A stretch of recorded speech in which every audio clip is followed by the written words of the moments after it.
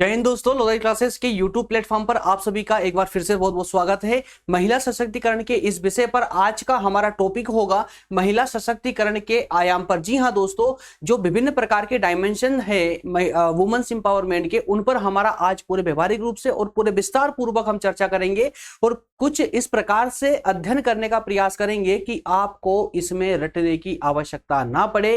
प्रत्येक चैप्टर को, इसके प्रत्येक पॉइंट को दोस्तों पूरे व्यवहारिक रूप से समझने का प्रयास करेंगे, जिससे कि आपका अध्ययन बेहतरीन बन सके। बेहतरीन बनने के साथ ही साथ में इफेक्टिव और आसान से आसान बन सके। चलिए शुरुआत करते हैं। अच्छा, शुरुआत करें उससे पहले जो है दोस्तों, जो नए स्टूडेंट हैं हमारे, जिन्होंने अभी अभी हमको यूट्यूब पर फॉलो करना प्रारंभ किया है, उनको मैं बता दूं विशेषकर दोस्तों, यूट्यूब प्लेटफॉर्म पर ही, इसी यूट्यूब प्लेटफॉर्म पर ही दोस्तों हमारे सभी सब्जेक्ट जो है पूरे विस्तार पूर्वक आप लोगों के लिए प्लेलिस्ट में अवेलेबल करवा दिए गए हैं। जो भी नए स्टूडेंट है प्लेलिस्ट में जाइएगा, वहां विजिट कीजिए। वहां प्रत्येक सब्जेक्ट पूरे क्रम अनुसार और उस सब्जेक्ट के अंदर सभी टॉपिक, सभी लेक्चर जो है पूरे क्रम अनुसार आपको देखने को मिल जाएंगे।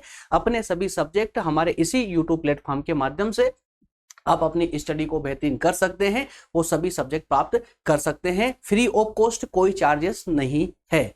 क्लियर है? चलिए दोस्तों शुरू करते हैं अपना आज का सेशन। जैसा कि मैंने लास्ट वाले सेशन में आप लोगों को बताया था कि फर्स्ट यूनिट में हमें 3 टॉपिकों पर डिस्कस करना है, जिनमें से ये प्रथम 2 टॉपिक हम डिस्कस कर चुके हैं। पहले में हमने बात की थी हिस्ट्री ऑफ वुमेन्स एम्पावरमेंट की। दूसरे कंसेप्ट में दूसरे टॉपिक में हमने बात की थी कंसेप्ट ऑफ वुमेन एम्पावरमेंट की। तीसरे लास्ट टॉपिक में हम दोस्तों इसमें चर्चा करेंगे dimensions of the women empowerment, अर्थात कि महिला सशक्तिकरण के विभिन्न आयामों पर। क्लियर है? तो कौन कौन से ऐसे आयाम हैं जिन आयामों पर हमें महिलाओं की स्थिति को बेहतर बनाने की आवश्यकता है। सिर्फ एक राष्ट्रीय स्तर पर ही नहीं, बल्कि अंतरराष्ट्रीय मंच पर भी इसकी आवाज अब बुलंद होने लगी है और अंतरराष्ट्रीय स्तर पर महिलाओं को सशक्त बनाना अति आवश्यक हो चुका है। चलिए इसी को आयामों को दोस्तों हम पूरे विस्तार से समझने का प्रयास करते हैं और आपके टॉपिक और आपके सिलेबस के अकॉर्डिंग दोस्तों हमारे प्रत्येक सेशन आते हैं और इसी यूट्यूब प्लेटफॉर्म के माध्यम से, इसके जरिए ही हम आप लोगों तक पहुंच पाते हैं। एक तरह से ये मान सकते हैं आप कि दोस्तों आज के समय में जब से दोस्तों कि आज जिन स्टूडेंट्स तक, आज भी हमारे देश में ही दोस्तों ऐसे बहुत सारे स्टूडेंट हैं जिन तक बेहतर शिक्षा प्राप्त, मतलब बेहतर शिक्षा पहुंच ही नहीं, बेहतर तो क्या शिक्षा ही नहीं पहुंच पा रही थी, है ना। तो उन लोगों के लिए तो ये मान लीजिए कि YouTube जो है ना एक वरदान बनकर के आप लोगों के सामने आया है, जहां पर प्रत्येक जो एजुकेशन का प्रत्येक पक्ष, प्रत्येक पार्ट आपको यहां देखने को मिल जाता है और उसी का एक हिस्सा हम होकर के और आप लोगों तक दोस्तों जितना हमसे संभव हो पाता है उतनी विद क्वालिटी और विद बेहतरीन कंटेंट के साथ में आप लोगों तक पहुंचने का प्रयास कर रहे हैं। और इसमें आप लोग अपना सहयोग प्रदान कर सकते हैं। सहयोग सिर्फ इतना कि अगर आपको हमारे सेशन और हमारी मेहनत अगर सही लग रही हो कि हम सही दिशा में अग्रसर हो रहे हैं, आप लोगों का कुछ जो है सहयोग कर पा रहे हैं इस अध्ययन क्षेत्र में, तो दोस्तों जल्दी इस चैनल को सब्सक्राइब कर ले, बेल आइकन को प्रेस कर ले और साथ साथ में अगर आपको सेशन ऐसे लगते हैं कि कोई और स्टूडेंट भी इसको, किसी और स्टूडेंट को भी देखना चाहिए जिससे उसका भी कुछ जो है एजुकेशन में उसका कुछ फायदा हो सके, तो जल्दी से कुछ जितने भी आपकी लिमिट हो उसमें शेयर जरूर करते रहिएगा, जिससे कि अधिकतम लोगों तक हमारी पहुंच भी बन सके। दोस्तों आज के सेशन में हमें इन 5 डायमेंशन पर बात करनी है, माफ कीजिएगा 4 डायमेंशन पर बात करनी है। पहला बिंदु होगा हमारा व्याख्या वाला, ठीक है ना। तो आज के पूरे सेशन को, आज के पूरे टॉपिक को हम व्याख्या के अंतर्गत समझेंगे कि हम किसकी चर्चा करने जा रहे हैं और हूबहू आपको आंसर राइटिंग करते वक्त आपको कॉपी में भी इसी प्रकार से व्याख्या वाला पॉइंट भी लिखना है। दूसरे पक्ष में हम बात करेंगे धार्मिक डायमेंशन की, तीसरे में हम बात करेंगे सामाजिक की और आर्थिक और लास्ट में राजनीतिक डायमेंशन। तो ये प्रकार के जो आयाम है दोस्तों, ये 4 आयामों पर हम विशेष रूप से चर्चा करने के लिए आपके सामने आए हैं। चलिए सबसे पहले दोस्तों बात कर लेते हैं व्याख्या की। तो व्याख्या में अब आप लोगों को ज्यादा मुझे कुछ बताने की अब आवश्यकता नहीं है। कारण उसका यह है कि अगर आपने इससे पहले जो 2 सेशन हुए हैं उनको अगर निरंतर रूप से फॉलो किया है ना, तो अब यहां पर कुछ भी मुझे समझाने की आवश्यकता नहीं है आप लोगों को। आप ऑलरेडी बहुत कुछ समझ चुके हैं, बहुत कुछ जान चुके हैं मात्र 2 सेशन में ही, है ना। तो इस फर्स्ट यूनिट को आप बहुत आसानी से कंप्लीट कर ले जाएंगे, अब आपको प्रॉब्लम नहीं होने वाली है। देखिए आज ये शुरुआत करते हैं दोस्तों। कंटेंट जितना इजी और जितना आसान और इफेक्टिव जितना आपकी पुस्तक में नहीं होगा ना दोस्तों, उससे भी बेहतर बनाकर लेकर आने का प्रयास मैंने यहां पर किया है। और निश्चिंत रहिए, मैं आपको ये नोट्स जो होते हैं क्लास नोट्स, ये आपको डिस्क्रिप्शन के माध्यम से आप लोगों तक पहुंचाता हूं, है ना, जिससे कि आप यहां सेशन भी अटेंड कर सके और हमारे नोट्स के माध्यम से आप रिवीजन, बाद में रिवीजन भी लगा सके। इसीलिए मैं आपको कंप्लीट नोट्स भी प्रोवाइड करता हूं, ताकि आप जो है शिक्षा के क्षेत्र में किसी भी प्रकार से पीछे ना रहे, है ना, हर एक तरीके से आपकी शिक्षा बिल्कुल स्ट्रोंग बन पाए। चलिए बात करते हैं व्याख्या की, महिला सशक्तिकरण के अंतर्गत व्याख्या की। दोस्तों, महिला सशक्तिकरण एक ऐसी क्रियात्मक अवधारणा है जिसे विवेचना के साथ ही साथ में इसको व्यवहार में भी हमें लाना होगा। इसका मतलब यह हुआ कि महिला सशक्तिकरण आज के समय में एक ऐसा मुद्दा बन चुका है कि जिसकी हम चर्चा तो करते हैं, लेकिन चर्चा करने के साथ ही साथ हमें इसे व्यवहार में भी लाना होगा, इसको हमें लागू भी करना होगा, इसे हमें अपने व्यक्तिगत जीवन में अप्लाई करना होगा। तब कहीं जाकर के इस महिला सशक्तिकरण की विवेचना को हम साबित कर पाएंगे, या कहें कि महिलाओं को हम सशक्त कर पाएंगे। तो महिला सशक्तिकरण हाल के वर्षों में अब एक केंद्रीय मुद्दा बन चुका है ना, केंद्रीय मुद्दा बनकर के अब पहचान में आने लगा है, जिसके माध्यम से महिलाओं की सामाजिक, आर्थिक, शैक्षणिक, राजनीतिक और कानूनी परिस्थितियों में सुधार लाने का प्रयास किया जा रहा है। ठीक है ना। अब सिर्फ केंद्रीय मुद्दा ही नहीं, अगर आपको दोस्तों इसका थोड़ा बहुत भी अगर आप ज्ञान होगा ना, तो अब आप इसका खंडन कर देंगे कि सिर्फ केंद्रीय मुद्दा नहीं बचा है, अब ये महिला सशक्तिकरण का मुद्दा अब ये अंतरराष्ट्रीय मुद्दा बन चुका है। और ये अंतरराष्ट्रीय मुद्दा बनने के कारण ही अब हर एक देश, पूरे विश्व का हर एक देश प्रयास कर रहा है कि महिलाओं को सामाजिक स्तर पर, शैक्षणिक स्तर पर, आर्थिक स्तर पर, चाहे वो राजनीतिक स्तर हो, है ना, या वो कानूनी स्तर हो, प्रत्येक स्तर में उनकी स्थिति को अब सुधारा जाए। उनको जो अधिकार प्राप्त नहीं थे, अब उनको वो अधिकार, प्रत्येक क्षेत्र में अधिकार दिए जाए। संभवतः हर देश, कुछ देशों को छोड़ दो तो लगभग सभी देश अब इसका प्रयास कर रहे हैं। हालांकि कुछ देश आज भी अपनी रूढ़िवादी मानसिकता को लेकर के बैठे हुए हैं, ज्यादा दूर देखने की जरूरत नहीं है, आप आस पड़ोस में देख लीजिए, आस पड़ोस में आपको समझ आ जाएगा, है ना। तो संकेंद्रित रूप में महिला सशक्तिकरण का तात्पर्य की अगर हम बात करें तो स्त्रियों में अंतर्निहित शक्ति को प्रोत्साहन देना ही, अंतर्निहित शक्ति को, महिलाओं की जो आंतरिक शक्ति है उस शक्ति को प्रोत्साहन अगर हम देंगे तो वो शक्ति जो है उभर कर बाहर आएगी, और उस शक्ति के कारण ही दोस्तों वो अपना स्वयं का विकास स्वयं से कर पाएंगे, है ना। और इनकी शक्तियों में वृद्धि करना, इनमें आत्मविश्वास जगाना, उनको योग्य बनाना, यही इनके जीवन के प्रत्येक कार्य को अपनी पूर्ण शक्तियों के साथ संपन्न कर सके। इसके लिए उनको ये सभी डायमेंशन देना आवश्यक है। सभी डायमेंशनों के अंतर्गत, सभी आयामों के अंतर्गत उन्हें अधिकार प्रदान करना बहुत जरूरी है, ताकि वो अपने आप में शक्तिशाली बने, शक्तिशाली बन करके वो अपना पूर्ण विकास कर सके, क्योंकि उनके ही पूर्ण विकास से इस सृष्टि का विकास प्रत्यक्ष रूप से जुड़ा हुआ है।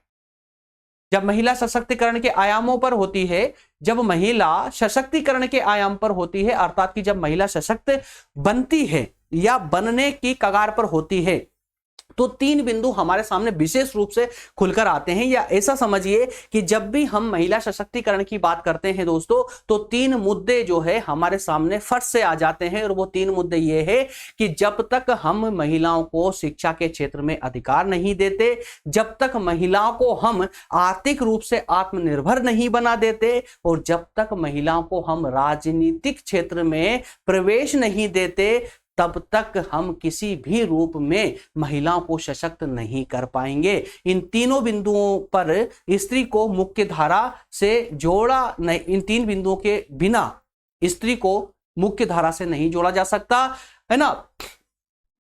मुख्य धारा में लाना बहुत मुश्किल हो जाएगा। क्लियर है। और इसी के कारण दोस्तों जो परिणाम है इसके, वो हमें वांछित, मतलब हमारी इच्छा के अनुसार हमें इसके परिणाम नहीं मिल पाएंगे। क्लियर है ना। तो इस प्रकार से दोस्तों आपकी व्याख्या के अंतर्गत सभी डायमेंशंस की हमने इसमें चर्चा की है, किस प्रकार से किस किस आयाम पर हमें इनको जो है महत्व देना होगा, तब कहीं जाकर के हमारा महिला विकास हो पाएगा, महिला सशक्त हो पाएगी। और महिला के सशक्त होने से एक परिवार सशक्त होगा, परिवार के सशक्त होने से समाज होगा, समाज के सशक्त होने से प्रांत, प्रांत से राष्ट्र, राष्ट्र से अंतरराष्ट्रीय सशक्तता मिलेगी। क्लियर है। चलिए आगे दोस्तों, अब हम बात करेंगे इनके बाकी के 4 डायमेंशंस पर, 4 आयामों पर, कि कौन कौन से आयाम में किस प्रकार से इनको उत्कृष्ट करना होगा। धार्मिक सशक्तिकरण की दोस्तों बात करें, अगर धार्मिक आयाम की अगर हम बात करें कि धर्म के क्षेत्र में महिलाओं को क्या आवश्यकता है कि इनको सशक्त बनाया जाना चाहिए, या कितनी आवश्यकता है, किस बिंदु पर आवश्यकता है। तो मेरे प्यारे दोस्तों, आप सभी बेहतर तरीके से जानते हैं लेकिन मानने को तैयार नहीं है, बल्कि ये संपूर्ण समाज इस बात को जानता है कि कहीं ना कहीं जो प्रत्येक इस विश्व का जितने भी धर्म हैं, प्रत्येक धर्म आज समानता की बात करते हैं। उनके स्वभाव जो बना हुआ धर्मों का, धर्म के जो मूल भावना है, धर्म की मूल भावना समानता पर टिकी हुई है। लेकिन फिर भी जो धर्म के ठेकेदार है, उनके द्वारा धर्म की उतनी ही व्याख्या की जाती है जितनी व्याख्या से उनके हित साधे जा सके। और इसी कारण से, इन्हीं ठेकेदारों के कारण ही जो है सबसे ज्यादा जो नुकसान हुआ है, वो नुकसान दोस्तों महिलाओं का हुआ है ना। अगर हम बात करें तो नुकसान तो कहीं पिछड़ी जातियों का भी हुआ है, जो पिछड़े वर्ग के लोग हैं, हालांकि वो पिछड़े लोग नहीं हैं, उन्हें पिछड़ा बनाया गया है। उसी प्रकार से महिलाएं भी पिछड़ी हुई नहीं थी। अगर आपको कोई डाउट हो तो जाइए प्राचीन इतिहास को, प्राचीन इतिहास में वैदिक परंपरा को उठा करके देख लीजिए, वहां से आपको समझ आ जाएगा कि महिलाओं का स्थान क्या था, है ना। उस समय का समाज पुरुष प्रधान नहीं था, वो ना ही महिला प्रधान था, लेकिन वो एक ऐसा समाज था जहां पर महिलाओं को पुरुषों से किसी भी स्तर पर कम नहीं आंका जाता था। लेकिन आज मध्यकाल से लेकर के आज वर्तमान तक देख लीजिए, और आज भी हूबहू स्थिति महिलाओं की वही बनी हुई है। तो दोस्तों, धर्म के क्षेत्र की अगर हम बात करें तो हमें आवश्यकता है कि धर्म का जो वास्तविक स्वरूप है, उस वास्तविक स्वरूप का दर्शन महिलाओं को कराया जाए, उसकी जानकारी दी जाए, जिससे कि महिलाएं धर्म को वास्तविक रूप से समझे। आज जितने धर्म को आप हम जानते हैं ना, वो दोस्तों सिर्फ कुछ कर्मकांडों के बारे में जानते हैं, धर्म के आडंबर के बारे में जानते हैं, धर्म की ऊपरी जानकारी के बारे में जानते हैं, और उस ऊपरी जानकारी के बारे में जानते हैं जिसे कुछ लोगों ने अपने हित साधने के लिए हम तक पहुंचाई है।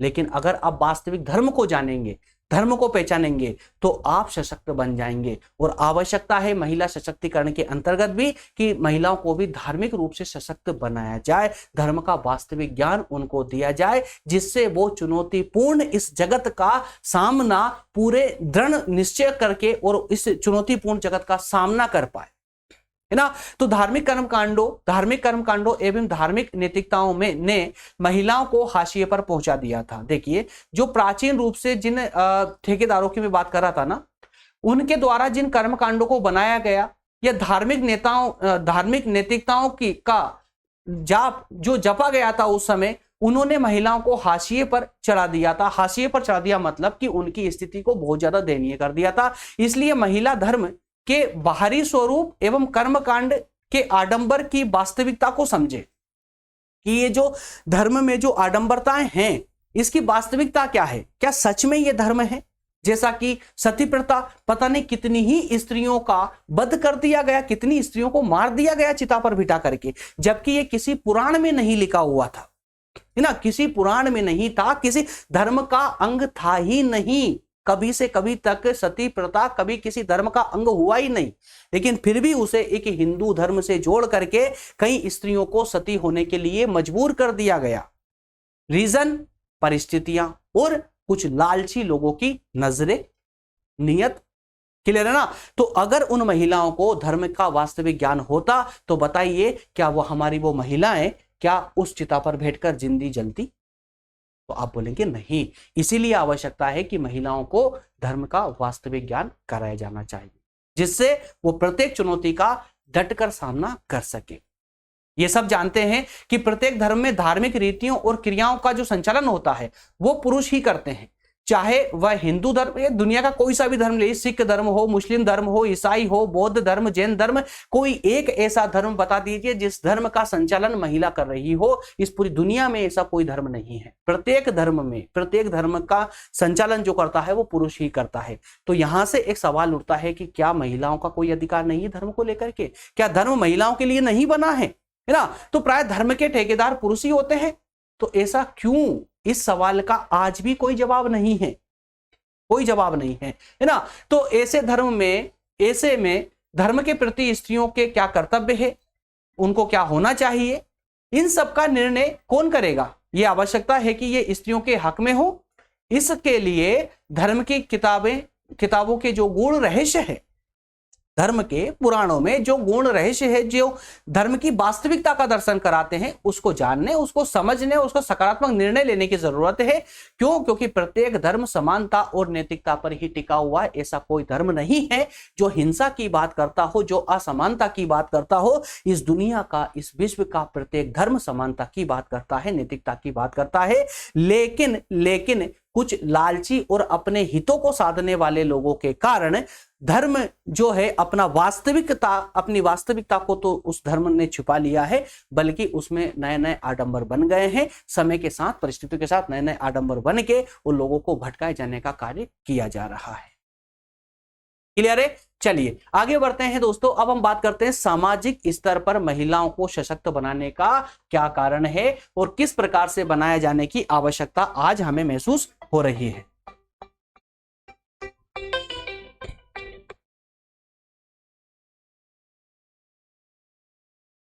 एक सेकंड फ्रेंड्स। चलिए, तो सामाजिक आयाम की बात करें दोस्तों, सामाजिक सशक्तिकरण की क्यों आवश्यकता? देखिए, महिला सशक्तिकरण के अंतर्गत महिलाओं से जुड़े जो सामाजिक, धार्मिक, राजनीतिक और कानूनी जो जितने भी मुद्दे हैं, उन पर संवेदनशीलता आज व्यक्त की जा रही है। हालांकि कि महिलाओं को सामाजिक स्तर पर, राजनीतिक स्तर पर, है ना, आर्थिक स्तर पर, प्रत्येक स्तर पर उनको आज सशक्त करना आज हमारी आवश्यकता आन पड़ी है। ये मत समझिए कि आज जो है हमारा जो हृदय है वो द्रवित हो गया कि नहीं यार महिलाओं को भी हम अपने साथ में खड़ा करें, ऐसा नहीं है। पुरुष अर्थात कि हम ना कभी बदले थे ना कभी बदलने वाले, बल्कि आज हमें आवश्यकता महसूस हुई है ना, क्योंकि हमें अब और आगे विकास करना है। हमें आज आवश्यकता महसूस हुई, इस कारण से अब हम महिलाओं की ओर देख रहे हैं और इन्हें भी हम अपने लायक बनाने का, उनको सशक्त करने का प्रयास अब कर रहे हैं। क्लियर है? ठीक है ना।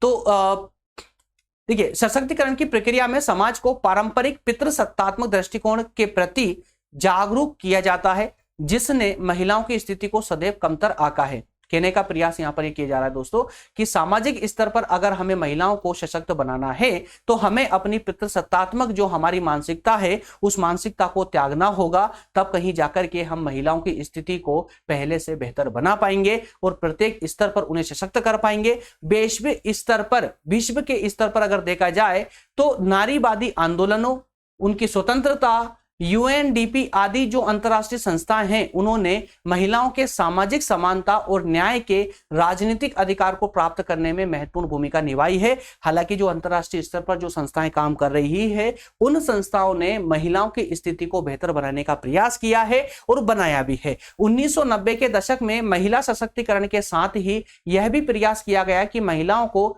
निर्णय लेने की प्रक्रिया में शामिल होकर के नीति निर्माण के स्तर पर भी अपनी सहभागिता सुनिश्चित करना चाहिए और करने का अधिकार भी दिया जाना चाहिए। महिलाओं की स्थिति को दयनीय बनाने में परिवार और अन्य सामाजिक प्रथाओं की भूमिका सबसे ज्यादा रही है।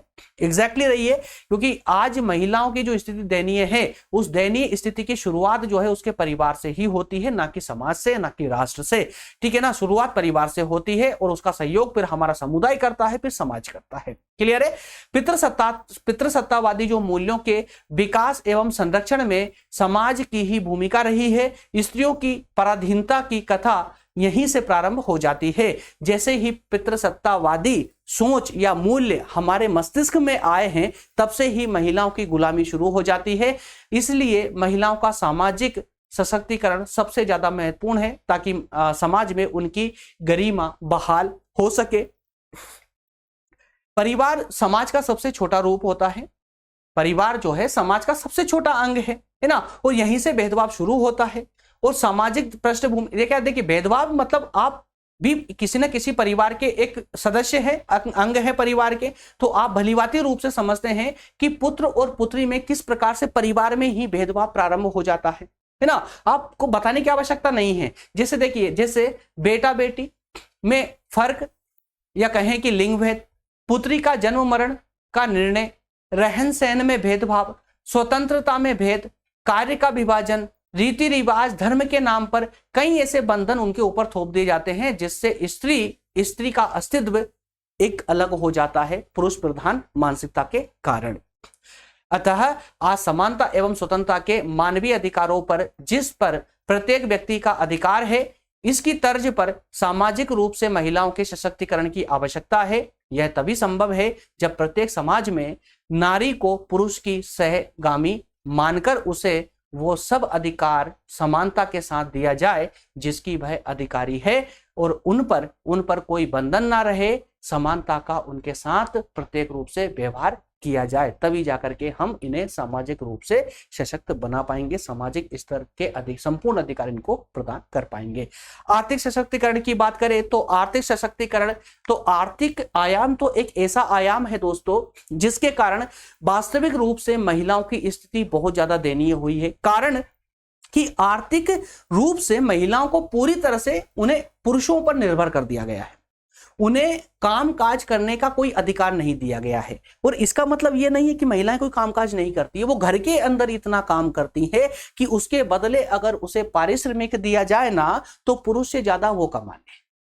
लेकिन महिला के कार्य को आज कार्य की श्रेणी में नहीं रखा जाता है ना। तो महिलाओं के आर्थिक सशक्तिकरण का तात्पर्य उन्हें आर्थिक रूप से आत्मनिर्भर और सशक्त बनाने से है, और यह तभी संभव हो पाएगा जब नारी उत्पादक कार्यों में भागीदारी निभाए, उत्पादक कार्यों में, है ना, अपना उचित पारिश्रमिक हक और समानता से प्राप्त करे।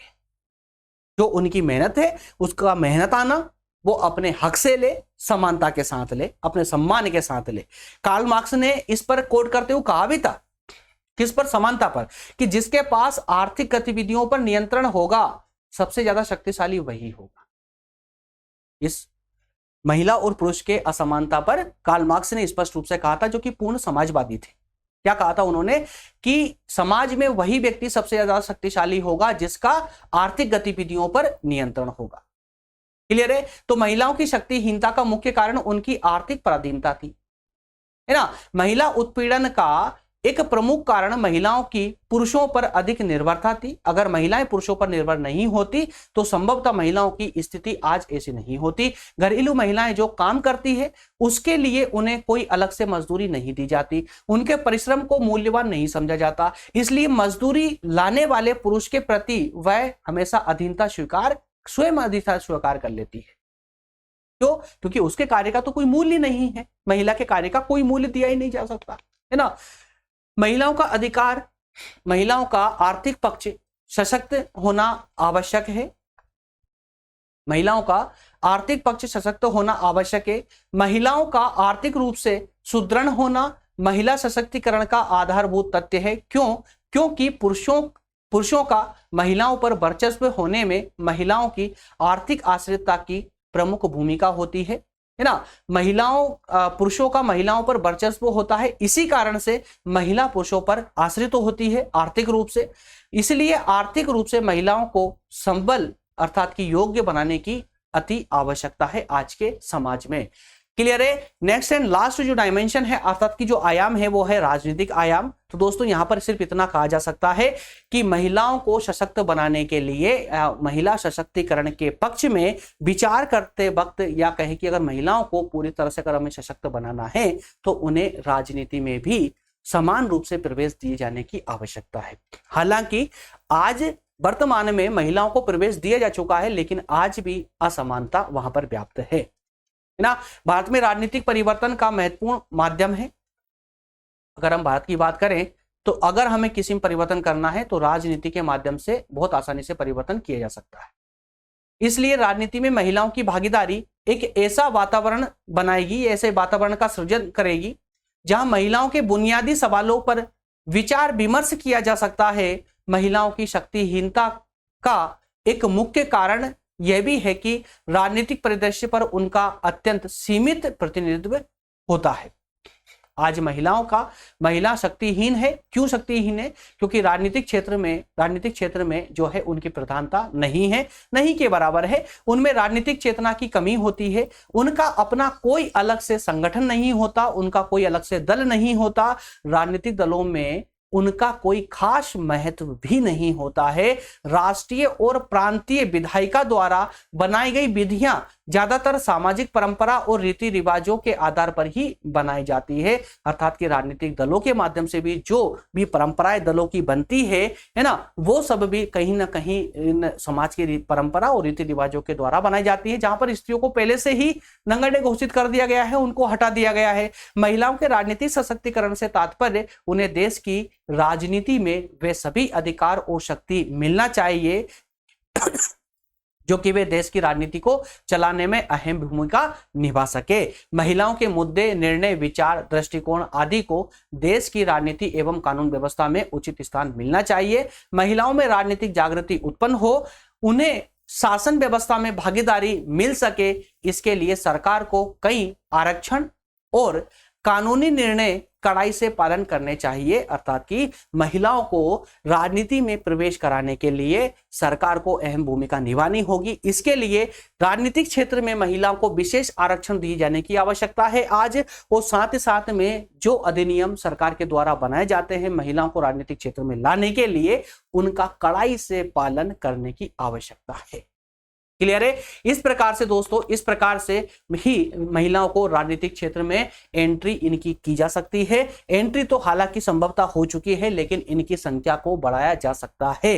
विधानसभा, लोकसभा में आज देख लीजिए, आज महिलाओं की स्थिति बहुत ही पिछड़ी हुई है ना। पंचायती राज व्यवस्था ने हालांकि महिलाओं की स्थिति को काफी दृढ़ किया था, महिलाओं की स्थिति को राजनीतिक क्षेत्र में जागृति लाने का प्रयास किया था पंचायती राज व्यवस्था ने।